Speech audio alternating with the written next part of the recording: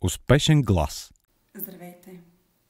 Казвам се Сандра Мишкеди и съм директор на Унгарския културен институт, Институт Лист, тук в София.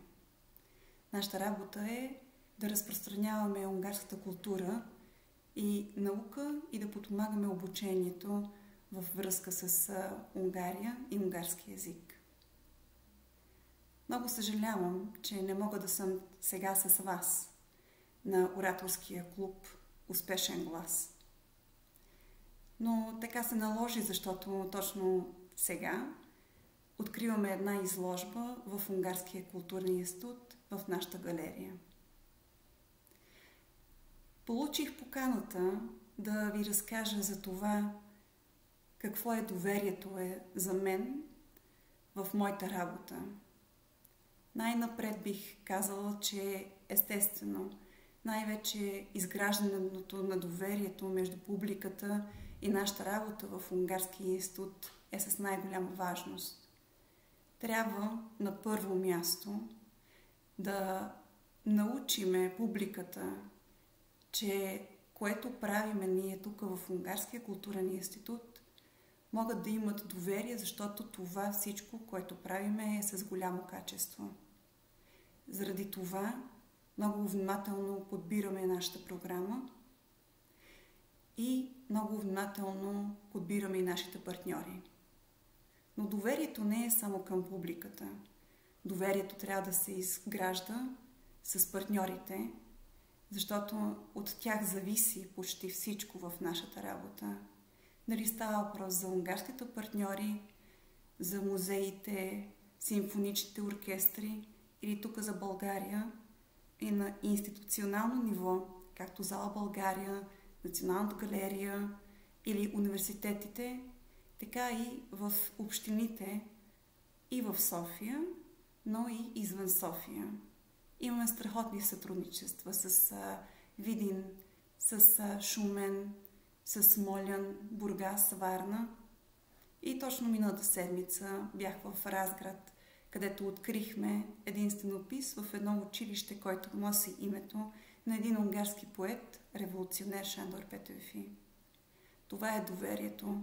Когато отивам в Разград и предлагам на тамошното училище, на директорката да работиме заедно, и тя има доверие в това, че ние, това, което ще им допринасяме, ще е наистина на добро качество и ще могат да се гордеят и те с резултата.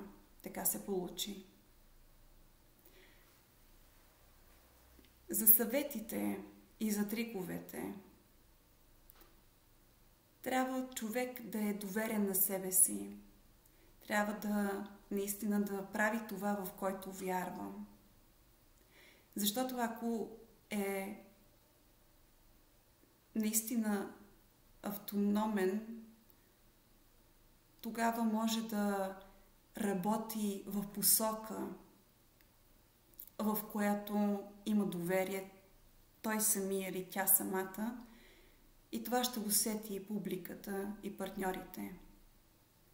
Трябва много да се подготвиме за програмите.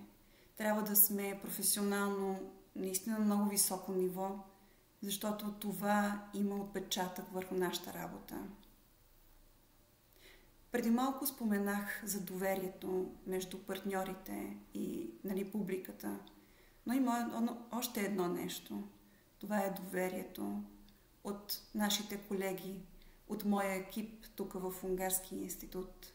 Трябва да получи и тяхното доверие. Трябва да съм абсолютно сигурна в това, че те вярват в това, в което аз вярвам и виждат, че посоката, в която аз смятам за добро института да върви, е наистина подходяща и за института, естествено и за тях. Бих искала да се доверите и вие самите. Заповядайте на изложбата, която откриваме точно тази вечер в Унгарския културен институт. Тя е фотографска изложба и ще продължи до края на януари, но не го отлъжете идването при нас в галерията.